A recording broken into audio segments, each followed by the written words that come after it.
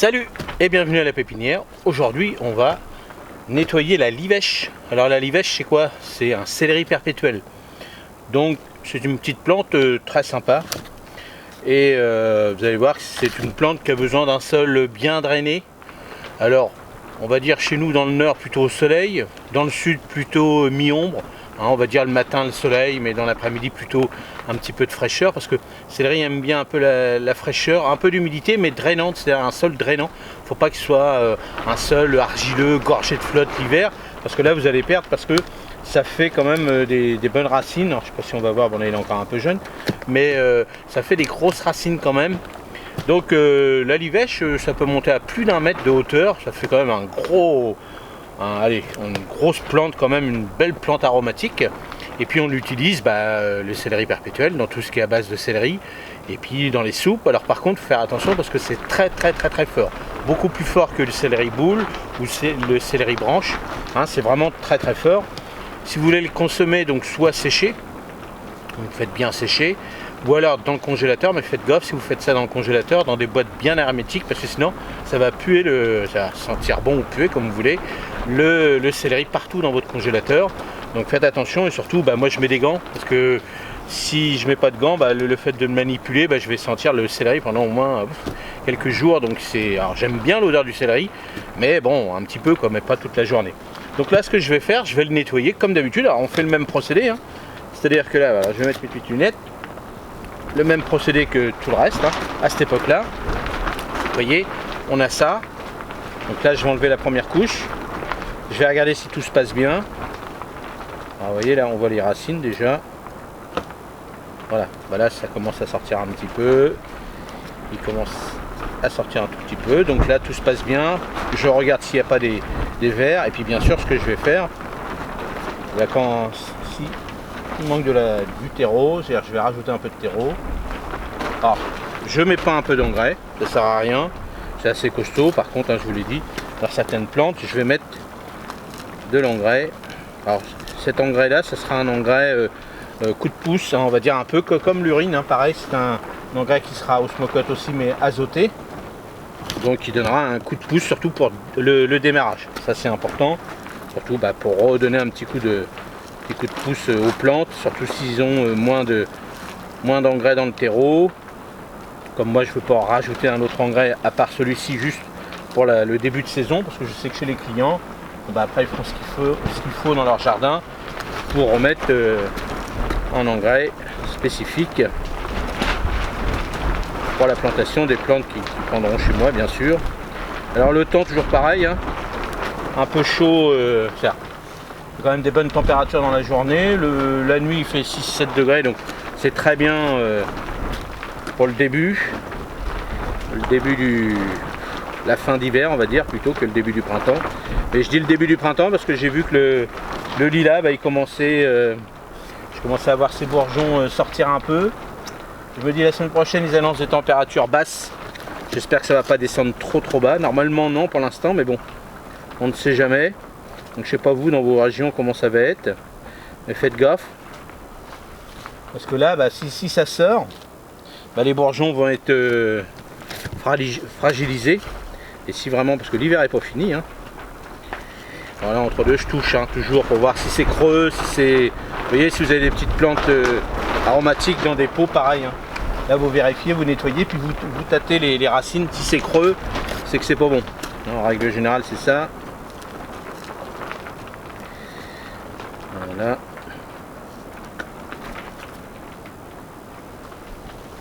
Donc voilà pour la semaine prochaine. Bon, à faire gaffe si vous avez fait des petites choses, tout ça dans vos tunnels ou à l'extérieur, tout ça.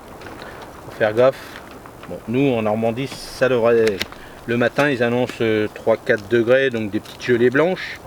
Donc là, c'est pas méchant. Puis dans la journée, jusqu'à 10 degrés. Donc bon, l'avantage, c'est que il y aura le soleil. Comme aujourd'hui, on a le soleil. Donc tout de suite sous le tunnel, il fait bon quand même, dès lors qu'il y a un rayon de soleil, vous voyez le soleil il arrive.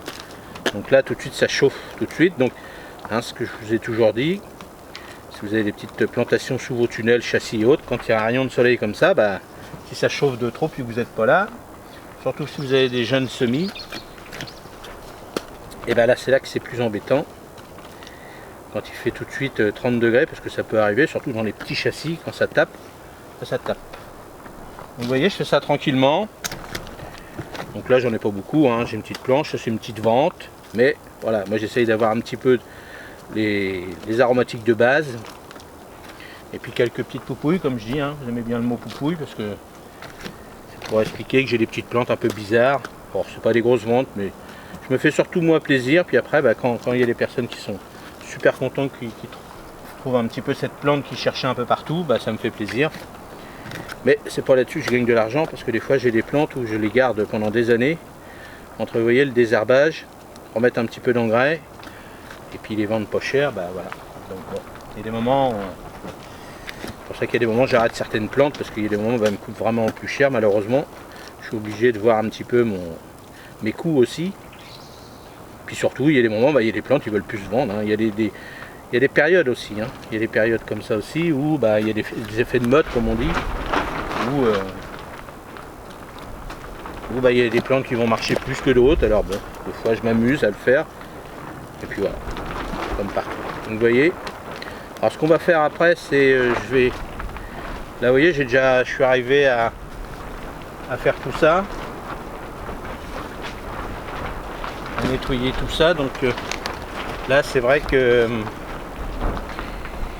là j'avais nettoyé aussi ça, ces petites poupouilles, c'est d'arbre au poivre. Donc ça j'avais nettoyé aussi. Là-bas c'est une petite plante des immortels, ça. Si on va voir, comme des immortels. Alors pourquoi on l'appelle la plante des immortels? Parce que c'est une petite plante chinoise qui est grimpante. Et elle a un nom quand même à coucher dehors. Donc. Mais c'est une petite plante, il paraît qu'on l'appelait, on l'appelle toujours apparemment la plante des immortels. Parce que le feuillage, bah, c'était en Asie où avec les famines, tout ça, bah, ils mangeaient cette petite plante là, les feuilles. Comme ça poussait partout là-bas. Et puis bah, ça les maintenait en vie apparemment. Bon, c'est des légendes, hein. Maintenant, est-ce que c'est vrai, est-ce que c'est pas vrai? Je ne sais pas, mais bon, voilà le petit côté. Mais sinon, ça a un petit peu le goût de concombre, un petit peu. Hein, mais bon, vous savez, il faut toujours se méfier un peu des plantes qu'on parle un petit peu comme ça, où ça a le goût de noisette, ça a le goût de machin. Bon, bien souvent, les plantes un petit peu qui sortent de l'ordinaire, ils ont plus le goût de champignons un petit peu, c'est-à-dire le goût, voilà, c'est un peu fade. Donc bien souvent quand on fait des potions magiques, on fait du thé ou des trucs comme ça, bah, c'est pour ça qu'on rajoute une cuillère de miel ou un truc comme ça pour donner un petit peu de goût, parce que des fois, vous savez, moi, ils me font rire un petit peu quand on les voit, on dit oh super, ça a le goût de noisette, de machin. Moi je goûte. Alors est-ce que pourtant j'ai un bon palais, je mange bien, j'adore la nourriture, mais bon, voilà quoi, faire attention, il y a des moments, surtout un peu de marketing pour vous faire acheter le produit. Mais ça n'empêche pas que ces plantes là apportent énormément de choses, hein. Ça apporte ça dépend de la plante que vous prenez, mais ça apporte telle ou telle chose, ça c'est vrai, mais le goût, bien souvent, il n'est pas là. Donc voilà, alors au début moi j'en faisais des petites plantes comme ça, mais c'est vrai que bon, ça restait dans la pépinière, ça me prenait de la place pour d'autres plantes que je vends un peu plus, hein. Bah, malheureusement, heureusement parce que c'est ça qui me fait mon chiffre d'affaires, le persil, les thym, les choses comme ça, on en vend beaucoup parce que bah, les personnes se basent là-dessus. C'est vrai que moi je me bats un petit peu, je propose à chaque fois d'autres petites plantes qui sont goûteuses là ce coup-ci. Pour par exemple la ciboulaille. La ciboulaille c'est une super petite ciboulette. Pour les personnes qui adorent l'ail mais pas trop, bah, la ciboulaille c'est super bon quoi. Donc ça c'est une ciboulette qui a le goût d'échalote, d'oignon et puis un petit goût d'ail. Donc ça c'est pas mal. Et ça pousse comme du chien, non? Et ça c'est goûteux. Une petite omelette, dans les pâtes, dans le riz, dans ce que vous voulez. Petite salade. Là ça c'est bon. Alors vous ne sentez pas, mais je peux vous dire que je sens moi. Hein. Je sens le. Ça commence à sentir le céleri.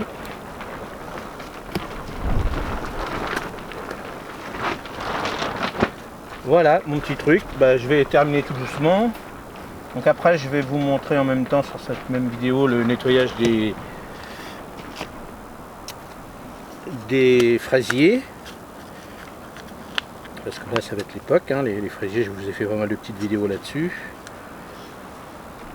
Mais là on va y aller tout doucement, on continue. Donc là il y a moins de pluie, c'est vrai, mais il y a toujours du vent. Là vous l'entendez, hein, sur vous entendez les plastiques qui tapent. Voilà, donc je vais continuer, et puis on se retrouvera après, devant le... Donc je vous montre la fin, et puis on se retrouvera après, on se retrouvera après. Et voilà, là j'ai fini. Là j'ai fini ça. Voilà, donc il n'y a pas eu de soucis. J'ai enlevé un peu de limaces, un peu de choses comme ça. Hein. Toujours pas de petits verres, donc c'est bon signe. C'est qu'il n'y en a pas dans mes golets. Mais là, ça se passe bien. Donc pour l'instant, ça va. Ça veut dire que quand il n'y a pas de choses comme ça, on met pas de produit, on met rien. Donc moi je mets rien, mais je les retire à la main. Et puis ça me prend énormément de temps. Donc voilà, merci d'avoir passé un petit bout de cet après-midi avec moi, parce que je vous montre à chaque fois ces vidéos dans l'après-midi. Et puis je vous dis à la prochaine vidéo sur les fraisiers. Je vais nettoyer toute la planche des fraisiers. Allez, n'oubliez pas, si vous voulez vraiment voir toutes ces vidéos, je vous le dis, maintenant YouTube a mis, vous voyez la petite cloche, mais il y a plusieurs, je crois qu'il y a 3 cloches différentes. Vous appuyez dessus et vous allez voir la cloche noire, c'est celle qui va vous donner vraiment tout ce que je fais sur YouTube, tout, les commentaires de communauté, tout ça. Si vous activez bien cette cloche là, là vous aurez tout vraiment instantanément. Dès lors que je sors quelque chose, je ne serai pas obligé d'attendre de voir, ah tiens il a sorti une vidéo. Si vous mettez bien sur la cloche, donc l'abonnement plus la cloche, vous allez voir c'est gratuit, il n'y a pas de souci. Et puis comme ça, vous aurez tout vraiment ce que je fais. Allez, merci d'avoir passé cet après-midi avec moi, et puis à la prochaine vidéo. Et n'oubliez pas les matinales, salut, et mettez-moi des petits commentaires. Au revoir.